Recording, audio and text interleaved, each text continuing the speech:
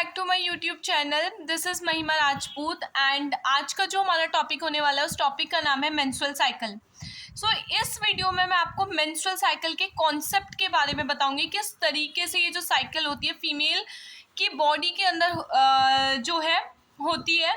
और अगर ये वीडियो ज़्यादा लंबा नहीं हुआ तो इसी वीडियो में मैं आपको इसके नोट्स अटैच कर दूंगी लास्ट में, या फिर एक सेपरेट वीडियो में इसके नोट्स मेंस्ट्रुअल साइकिल पार्ट 2 के नाम से इसके जो नोट्स होंगे वो आपको मिल जाएंगे। ये अब सबसे पहले स्टार्ट करते हैं हमारा मेंस्ट्रुअल साइकिल। जो हमारी मेंस्ट्रुअल साइकिल होती है वो पूरी की पूरी डिपेंड करती है हमारे मूड, हमारे परसेप्शन पर। अब क्या होता है इसमें हमारा कि जो हमारा मूड और हमारा परसेप्शन है वो हमारी बॉडी के अंदर रेगुलेट किया जाता है with the help of the limbic system. हमारा लिम्बिक सिस्टम हमारे मूड, हमारे परसेप्शन को रेगुलेट करता है। देन ये जो लिम्बिक सिस्टम होता है डायरेक्टली हमारे किस चीज़ को अफेक्ट करता है? हाइपोथैलेमस को अफेक्ट करता है। अब अगर हमारा मूड अच्छा है हाइपोथैलेमस मतलब लिम्बिक सिस्टम जो है वो अच्छे से वर्क कर रहा है। लिम्बिक सिस्टम अच्छे से वर्क कर रहा है मतलब हाइपोथैलेमस जो है वो अच्छे से वर्क करेगा। अब हाइपोथैलेमस जो होता है उसके अंदर दो तरीके के न्यूक्लियस होते हैं। यहाँ पे जो न्यूक्लियस है उसका मतलब सेल वाला न्यूक्लियस नहीं है। नर्वस सिस्टम के अंदर न्यूक्लियस का मतलब होता है बंडल ऑफ एक्सॉन्स। ठीक है। देन हम क्या बात करेंगे कि जो बंडल ऑफ एक्सॉन्स है वो कलेक्टेड है हाइपोथैलेमस में, जिसे नाम दे दिया गया arcuate nucleus and pre optic nucleus. Arcuate nucleus और प्री ऑप्टिक न्यूक्लियस दोनों मिलकर के फीमेल रिप्रोडक्टिव सिस्टम को क्या करते हैं? कंट्रोल करते हैं, फीमेल रिप्रोडक्टिव सिस्टम को रेगुलेट करते हैं। अब आर्कुएट न्यूक्लियस जो होता है वो एक तरीके का केमिकल प्रोड्यूस करता है, जिस केमिकल का नाम है हमारा GnRH। GnRH का मतलब होता है गोनाडोट्रोफिन रिलीजिंग हार्मोन। अब ये जो गोनाडोट्रोफिन रिलीजिंग हार्मोन है हमारा, ये हमारी एंटीरियर पिट्यूटरी को स्टिमुलेट करता है। किस चीज़ के लिए? LH और FSH को प्रोड्यूस करने के लिए। अब LH और FSH जब एंटीरियर पिट्यूटरी के द्वारा प्रोड्यूस होते हैं FSH वर्क करता है हमारी ओवरीज पर और LH वर्क करता है हमारे यूट्रस पर। ठीक है। इस तरीके से जो हार्मोन की साइकिल है वो हमारी मेंस्ट्रुअल साइकिल में अकर होती है। ठीक है। नेक्स्ट इसके बारे में अब हम बात करेंगे। कुछ जनरल टर्म्स में आपको बता देती हूँ। मेंस्ट्रुअल साइकिल की जो लेंथ होती है, नॉर्मल लेंथ, वो 21 डेज से लेकर के 35 डेज तक की हमारी जो मेंस्ट्रुअल साइकिल है वो नॉर्मल मानी जाती है। एवरेज जो होता है वो 28 डेज का होता है। फर्स्ट डे जो होता है हमारी ब्लीडिंग का वो फर्स्ट डे होता है हमारी मेंस्ट्रुअल साइकिल का। ठीक है। नेक्स्ट इसके बाद मैं आपको बताऊंगी कि कौन कौन से जो चेंजेस होते हैं हमारी वो ओवरीज में होते हैं मेंस्ट्रुअल साइकिल के टाइम पे। ठीक है। हमारे क्या क्या चेंजेस होते हैं हमारी ओवरीज में ड्यूरिंग मेंस्ट्रुअल साइकिल। अब क्या होता है इसमें इस तरीके से होता है कि अब ओवरीज में क्या होता है कि जैसे ही एक फीमेल बेबी का बर्थ होता है, फीमेल बेबी के बर्थ होने से पहले ही उसकी ओवरीज में 1000 मिलियंस ऑफ जो प्राइमोडियल फॉलिकल्स होते हैं वो प्रेजेंट होते हैं बर्थ से पहले ही एक फीमेल की ओवरीज के अंदर। ठीक है। अब जैसे ही फीमेल का ये जो प्राइमोडियल फॉलिकल्स होते हैं, जब फीमेल वूम के अंदर होती है मदर की, जब वो डेवलप कर रही होती है, ग्रो कर रही होती है, उस टाइम पर ये जो फॉलिकल्स होते हैं ये क्या करते हैं? डिवाइड करते हैं। डिवाइड में इनका माइटोटिक डिवीजन होता है। माइटोटिक डिवीजन जो होता है, फर्स्ट माइटोटिक डिवीजन स्टार्ट हो जाता है बर्थ से पहले ही, और जैसे ही एक फीमेल बेबी ने बर्थ लिया उसका फर्स्ट माइटोटिक डिवीजन वहीं पे कंप्लीट हो जाता है और वहाँ से सेकेंड माइटोटिक डिवीजन स्टार्ट हो जाता है। लेकिन सेकेंड माइटोटिक डिवीजन जो है वो कंप्लीट नहीं हो पाता, क्योंकि सेकेंड माइटोटिक डिवीजन के दौरान पे क्या होता है, ड्यूरिंग जो भी हमारे प्राइमोडियल फॉलिकल्स होते हैं वो प्रोफेज फर्स्ट में जाकर के स्टक हो जाते हैं। ठीक है। इसके बाद क्या होता है हमारा सेकेंड माइटोटिक डिवीजन तभी कंप्लीट होता है अगर हमारे जो प्राइमोडियल फॉलिकल्स हैं, जो छोटे छोटे प्राइमोडियल फॉलिकल्स हैं, प्यूबर्टी की एज में जाकर के जब वो मैच्योर होंगे एक फीमेल के अंदर और जब वो कंसीव करेगी उस टाइम पर जितनी नंबर ऑफ प्रेगनेंसी कंसीव करेगी फीमेल उतनी बार ही उसका जो माइटोटिक डिवीजन है, सेकेंड माइटोटिक डिवीजन होता है वो कंप्लीट होगा। Otherwise second mitotic division complete नहीं होता है। ठीक है, नेक्स्ट इसमें हम क्या बात करते हैं, अब मैं आपको बताऊंगी कि ओवरीज में क्या क्या चेंजेस होते हैं। सबसे पहले क्या होता है कि मैंने आपको बताया कि जो प्राइमोडियल सेल्स हैं, नंबर ऑफ प्राइमोडियल सेल्स जो होती हैं वो प्रेजेंट होती है हमारी ओवरीज में। ठीक है, ऐसे ये क्या है, हमारी प्राइमोडियल सेल्स हैं। अब ये जो प्राइमोडियल सेल्स हैं, ऐसी सिर्फ एक ही नहीं, मिलियंस ऑफ प्राइमोडियल जो सेल्स होती हैं वो हमारी ओवरीज में प्रेजेंट होती हैं बिफोर बर्थ। अब क्या होता है कि ये जो प्राइमोडियल सेल्स है ये कैसे मिलकर बनी है, इसमें एक ओवा होता है और जो ओवा होता है वो सराउंडेड होता है by the flat sales. Flat sales आपको दिख रही होंगी कि ये फ्लैट है, बिल्कुल फ्लैट सेल से सराउंडेड होता है, जिन्हें प्राइमोडियल सेल्स बोलते हैं हम। ठीक है, अब क्या होता है हमारा कि जो नंबर ऑफ प्राइमोडियल सेल्स जब हमारी ओवरीज में प्रेजेंट हैं, अब क्या होगा कि जब प्यूबर्टी आएगी ये प्राइमोडियल सेल्स स्टक हो जाएंगे हमारी प्रोफेस फर्स्ट में मैंने आपको बताया। अब जैसे ही एक फीमेल जो है वो 12 to 13 ईयर्स ऑफ एज में आएगी, ये जो प्राइमोडियल सेल्स होती हैं ये एवरी मंथ अपने आप से ग्रो करती हैं, स्टिमुलेट होती हैं और ओवल्यूशन का जो प्रोसेस है वो कंप्लीट होता है। क्या होगा कि अब जब 12 to 13 ईयर्स ऑफ एज में फीमेल आती है, ड्यू टू हार्मोनल चेंजेस ये जो प्राइमोडियल सेल्स हैं हमारी ये स्टिमुलेट होती हैं ग्रो करने के लिए आगे, और ये कन्वर्ट हो जाती हैं, प्राइमोडियल सेल्स हमारी कन्वर्ट हो जाती हैं किस चीज़ में, हमारी प्राइमरी सेल्स में। ठीक है, इन्हें क्या बोला गया है, जब प्राइमोडियल सेल्स हमारी कन्वर्ट हो जाती है हमारी प्राइमरी सेल्स में, इसका नाम हमने दे दिया प्राइमरी सेल। प्राइमरी सेल्स में क्या होता है, हमारा एक ओवा होता है, एग होता है, ये किस चीज़ से, ये हमारा पूरा एग है और ये हमारे सेल से सराउंडेड होता है, इन सेल्स का नाम होता है प्राइमोडियल फॉलिक्यूलर सेल्स। ठीक है, इन सेल्स का नाम क्या है हमारा, sorry primary follicular cells, my mistake, primary follicular cells. अब ये जो अब प्राइमरी उसमें कन्वर्ट हो गया, प्राइमोडियल से हमारा ओवा किस में कन्वर्ट हो गया, प्राइमोडियल में तो बर्थ से पहले ही था हमारा ओवा। अब क्या हुआ, जैसे ही वो फीमेल जो है वो 12 to 13 ईयर ऑफ एज में पहुंची, वो थोड़ी मैच्योर होना स्टार्ट हुई ड्यू टू हार्मोनल चेंजेस, ये प्राइमोडियल सेल्स हमारी प्राइमरी सेल्स में कन्वर्ट हो गई और प्राइमरी सेल्स में एक ओवा दिखाया गया है। इसका स्ट्रक्चर क्या होता है, इसमें ओवा होते हैं हमारे और ये सराउंडेड होते हैं हमारी सेल से, जिन्हें प्राइमरी फॉलिकुलर सेल्स बोलते हैं। अब क्या होता है, प्राइमरी जो सेल्स होती हैं ये कन्वर्ट होती है किस चीज़ में, हमारी प्राइमरी फॉलिकल्स जो होते हैं ये कन्वर्ट होते हैं हमारे सेकेंडरी फॉलिकल्स में। सेकेंडरी फॉलिकल्स के साथ क्या होता है फ्रेंड्स, जो सेकेंडरी फॉलिकल होता है हमारा उसमें एक प्राइमरी फॉलिकल कन्वर्ट हुआ था हमारा किस चीज़ में, अब प्राइमरी फॉलिकल कन्वर्ट होने जा रहा है हमारा सेकेंडरी फॉलिकल में। सेकेंडरी फॉलिकल में क्या होता है कि ये हमारा ओवा हो गया, ओवा क्या करता है, एक ग्लाइकोप्रोटीन सिक्रीट करता है। अब ये जो ग्लाइकोप्रोटीन होता है हमारा ओवा, जो ओवम सिक्रीट करेगा हमारा, ठीक है, ये क्या करता है हमारा, ये ग्लाइकोप्रोटीन हमारा एक थिक लेयर बना लेता है और ये थिक लेयर आपको पता है कौन सी होती है, इस थिक लेयर को बोलते हैं हम ज़ोना पेडिसुला लेयर। हमारा ओवा था, ओवा ने क्या प्रोड्यूस किया, ग्लाइकोप्रोटीन। ठीक है, ओवा ने ग्लाइकोप्रोटीन प्रोड्यूस किया। ग्लाइकोप्रोटीन ने क्या किया, एक थिक लेयर बना ली जिसका नाम है ज़ोना पेडिसुला लेयर।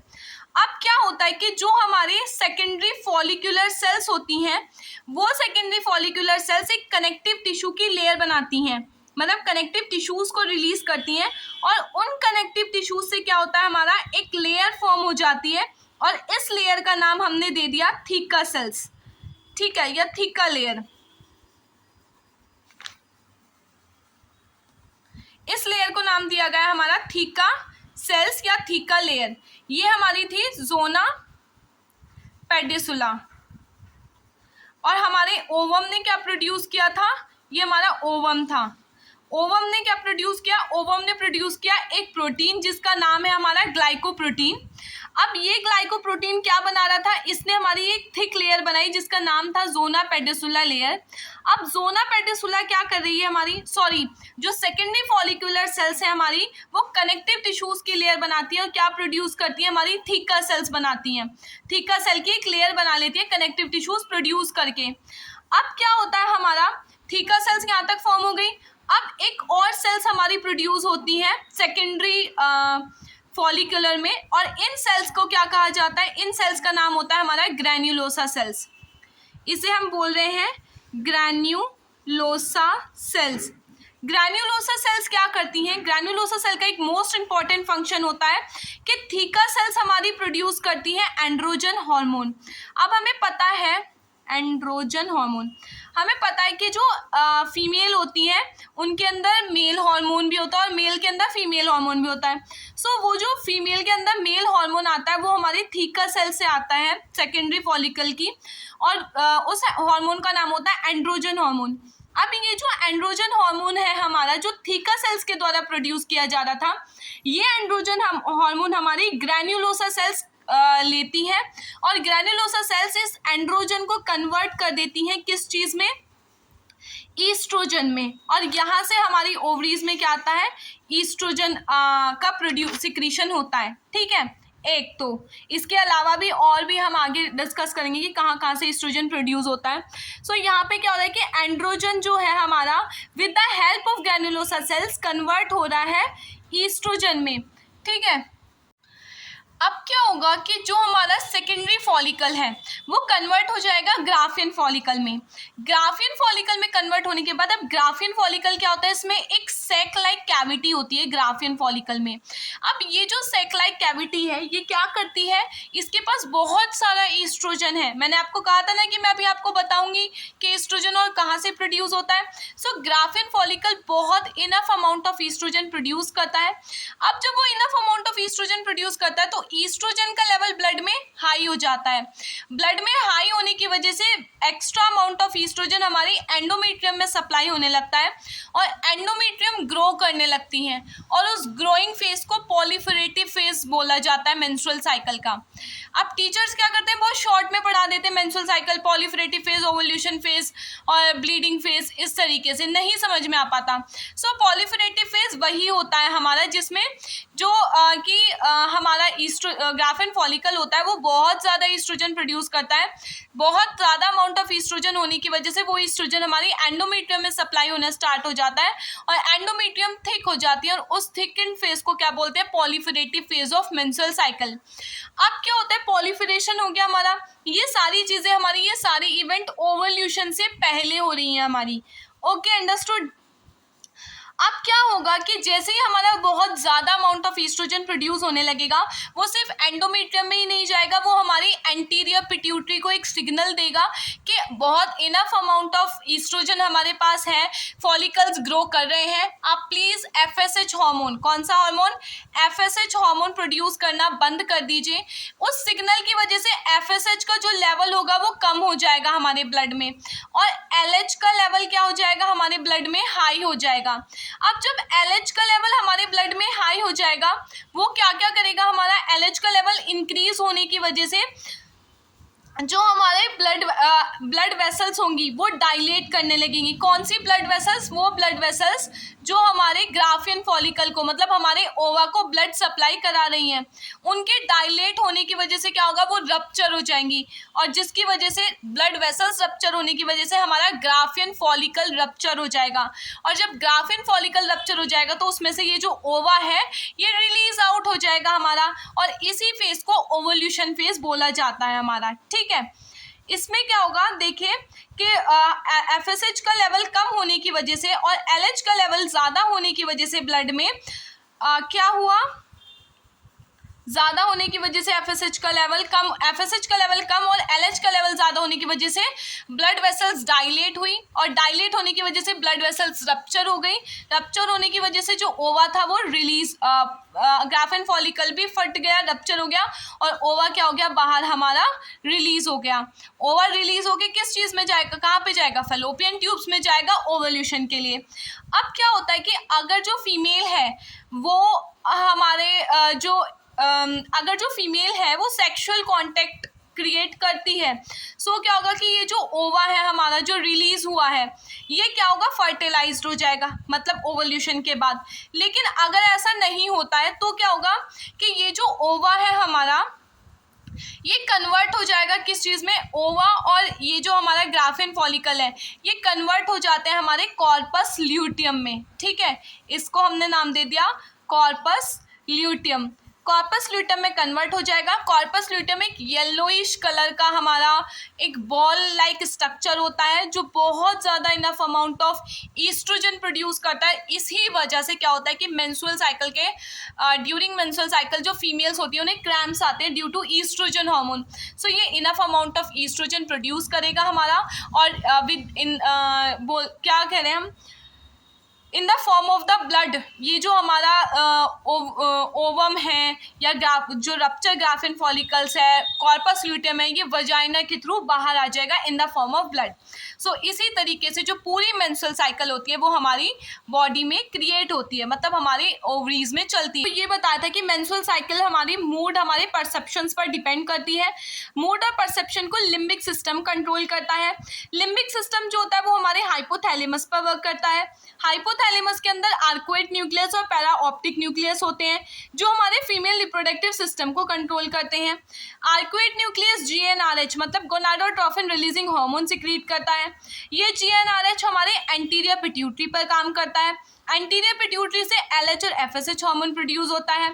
LH और FSH हार्मोन हमारी ओवरीज और हमारे यूट्रस पर काम करता है, जिसमें से जो FSH हार्मोन है वो हमारी ओवरीज पर काम करता है और LH हमारे यूट्रस पर काम करता है। इसके बाद मैंने आपको बताया कि हमारे ओवरीज में क्या क्या चेंजेस होते हैं। ओवरीज में क्या होता है कि बर्थ से पहले ही फीमेल के पास 2 ओवरीज होती हैं जिसमें मिलियंस में जो प्राइमोडियल फॉलिकल्स होते हैं वो प्रोड्यूस होते हैं हमारे। अब क्या होता है कि जब फीमेल हमारी 12 to 13 ईयर ऑफ एज में आ जाती है तो ये प्राइमोडियल फॉलिकल खुद से ग्रो करना स्टार्ट कर देते हैं और कन्वर्ट हो जाते हैं प्राइमरी फॉलिकल में। प्राइमरी फॉलिकल में एक ओवम होता है जो कि सराउंडेड होता है प्राइमरी फॉलिकुलर सेल्स से। ये with the help of FSH convert होता है सेकेंडरी फॉलिकल में। सेकेंडरी फॉलिकल एक ग्लाइकोप्रोटीन प्रोड्यूस करता है हमारा और एक लेयर बनाता है थिक, जिसे जोना पेडिसुलर लेयर बोलते हैं। ये जो जोना पेडिसुलर लेयर होती है हमारी, ये क्या करती है, एक हमारा कनेक्टिव टिश्यूज को सिक्रीट करती है जिससे थीका सेल्स बनती हैं। थीका सेल्स के बाद हमारी एक और लेयर बनती है जिसे ग्रैन्युलोसा सेल बोलते हैं। अब क्या हो रहा था कि जो थीका सेल्स है हमारी वो एंड्रोजन हार्मोन प्रोड्यूस करती है बॉडी के अंदर, मेल हार्मोन, और कन्वर्ट करती है मेल हार्मोन मतलब एंड्रोजन को ईस्ट्रोजन में। ठीक है, अब क्या हो रहा है हमारा जो सेकेंडरी फॉलिकल है वो कन्वर्ट होता है हमारे ग्राफियन फॉलिकल में। ग्राफियन फॉलिकल में जो हमारी पूरा स्ट्रक्चर होता है वो डायलेट हो जाता है, मतलब एक कैविटी फॉर्म हो जाती है। ये कैविटी क्या कर रही है हमारी, ये कैविटी ईस्ट्रोजन प्रोड्यूस करती है। ईस्ट्रोजन ज़्यादा होने की वजह से जो ब्लड में ईस्ट्रोजन का लेवल ज़्यादा होने की वजह से वो जो ईस्ट्रोजन है वो एंडोमेट्रियम को सप्लाई होना स्टार्ट हो जाता है और एंडोमेट्रियम बहुत ज़्यादा ग्रो करना स्टार्ट कर देती हैं। जब एंडोमेट्रियम बहुत ज़्यादा ग्रो करना स्टार्ट करती हैं उस फेज को पॉलीफरेटिव फेज बोलते हैं। ब्लड में ईस्ट्रोजन लेवल ज़्यादा होने की वजह से एक सिग्नल जाता है इंटीरियर पिट्यूटरी को कि आप FSH हार्मोन प्रोड्यूस करना बंद कर दीजिए। FSH का लेवल कम हो जाता है ब्लड में, LH का लेवल बहुत ज़्यादा हो जाता है। LH का लेवल ज़्यादा होने की वजह से क्या होता है, जो भी ब्लड वेसल्स हमारे ओवा को सप्लाई कर रही थी वो डायलेट हो जाती हैं। वो डायलेट हो जाती है तो वो रप्चर होना स्टार्ट हो जाती है, फट जाती हैं बिल्कुल, और ये जो ओवा होता है ये रिलीज हो जाता है हमारा। ओवर रिलीज होने के बाद क्या होता है, अगर जो फीमेल है वो सेक्सुअल कांटेक्ट क्रिएट करती है सो ये ओवा फर्टिलाइज्ड हो जाता है, और अगर ऐसा नहीं होता है तो ये ओवा हमारा ग्राफिन फॉलिकल कन्वर्ट हो जाते हैं कॉर्पस ल्यूटेम में, और इन the form of blood vessels ये सारी चीज़ें जो है हमारी वजाइना के थ्रू बाहर आ जाती हैं ब्लीडिंग के फॉर्म में। ठीक है, सो ये अब आज के लिए सिर्फ इतना ही। अगर आपको वीडियो अच्छा लगा हो प्लीज़ लाइक, कमेंट और शेयर कर देना, चैनल को सब्सक्राइब कर देना, और इस वीडियो का पार्ट 2 आएगा जिसमें मैं आपको सारे नोट्स प्रोवाइड कराऊंगी हमारी मेंस्ट्रुअल साइकिल से रिलेटेड।